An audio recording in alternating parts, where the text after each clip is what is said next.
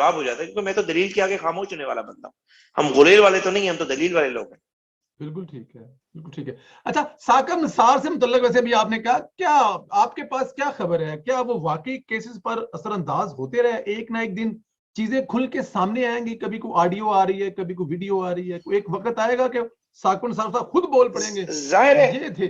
जाहिर है जी। देखिए, जब ये रिकॉर्डिंग ऑडियो वीडियो का दौर नहीं था, जी। ये मोबाइल टेक्नोलॉजी नहीं थी, तब भी जिस रब्बे जुल जलाल ने आपको और मुझे पैदा किया है, उसका मकाफाते अमल का जो है कानून मौजूद था। और मकाफाते अमल बड़ा खौफनाक होता है। जब कोई गवाह नहीं भी होता तब भी मकाफाते अमल सामने आता था। लोगों ने मरने से पहले कन्फेशन के स्टेटमेंट्स दिए, लोगों ने मर्डर किए और वो अदालतों से बरी हो गए, लेकिन मरने से पहले उन्होंने कहा जी मैंने फलां मर्डर किया था और शायद मुझे जो अजियतनाक मौत आ रही है उसकी वजह से आ रही है। हिस्ट्री में मौजूद है सारे वाकये। तो अल्लाह ताला जब कन्फेशन कराते हैं तो मकाफाते अमल बड़ा खौफनाक होता है।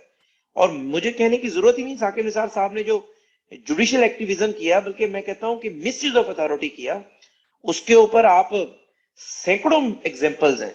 जज का क्या काम है, अस्पतालों में जा रहा है, जज का क्या काम है कि वो अपने भाई के प्रोफेशन के वजह से जिगर ट्रांसप्लांट को या किडनी ट्रांसप्लांट के बड़े से इंस्टीट्यूशन को जो है तबाह बर्बाद करके रख देता है। तो इससे बेशुमार एग्जांपल्स हैं। साकिब निसार साहब ने बड़े अनलॉफुल काम किए।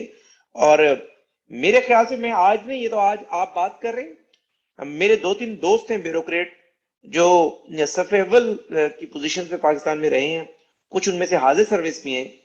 कभी बैठे तो मैं आपको उनके रूबरू कराऊंगा। मैंने 2018 में बात की थी कि किसी की बात नहीं करनी चाहिए, किसी डीजीआई किसी आर्मी चीफ की, कि जी उसका एहतसाब हो।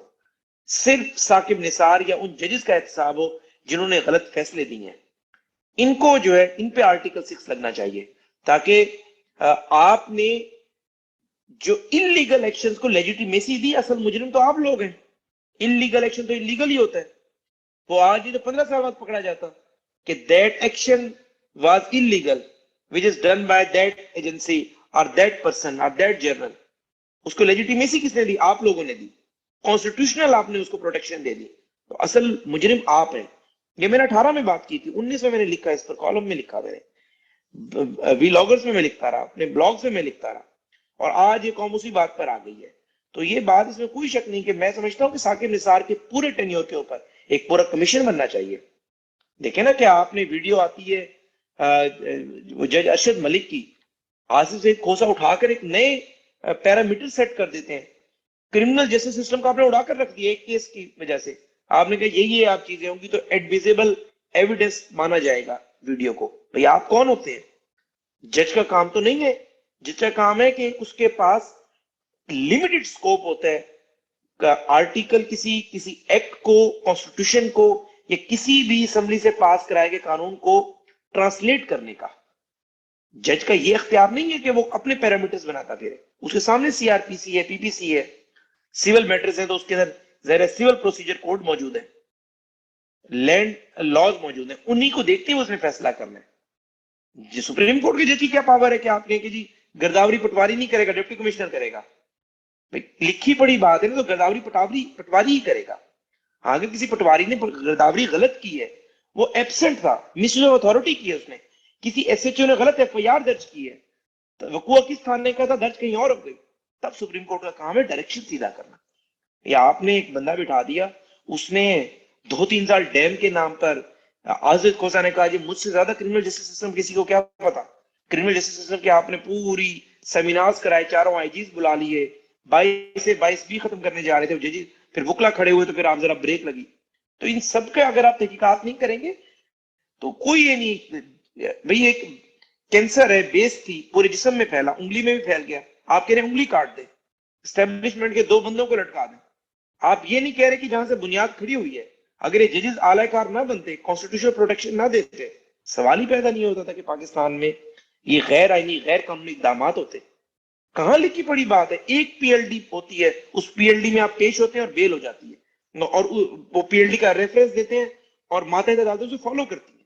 जस्टिस मकबूल बाकिर साहब की जजमेंट, मैं कहता हूं कि एक लैंडमार्क है, वो बहुत बड़ी जजमेंट है जो उन्होंने साद रफीक साहब के केस में दी।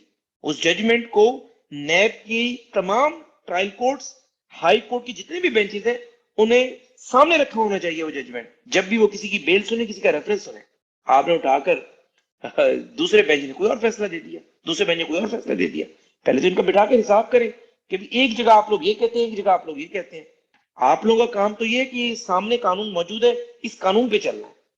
तो मेरी ये पहले दिन से बात है कि साकिब निसार, आसिफ खोसा या अजमत सईद, इन लोगों ने जो गैर कानूनी काम किए उस पर एक कमीशन बनना चाहिए, और उस कमीशन को बिल्कुल एजेंडा दिया जाए। अगर मियां नवाज शरीफ के हक में भी कमीशन, इन जजेस ने कोई फैसला किया, उसको भी रिवोक होना चाहिए अगर वो गैर आईनी है। लेकिन अगर उसके खिलाफ दिए तो उसको भी रिवोक होना चाहिए, और इन पे आर्टिकल 6 की कार्रवाई हो, ताकि पता चले कि भाई, तो जजेस कहें कि हमने जस्टिस कार्निलियस बनना है। कोई जज किसी भी सियासतदान, किसी सहाफी, किसी जर्नल से व्हाट्सएप पे बात ना करे। जज की कोई अपनी सोशल लाइफ नहीं होती। जज सिर्फ और सिर्फ एक प्राइवेट उसकी जिंदगी होती है।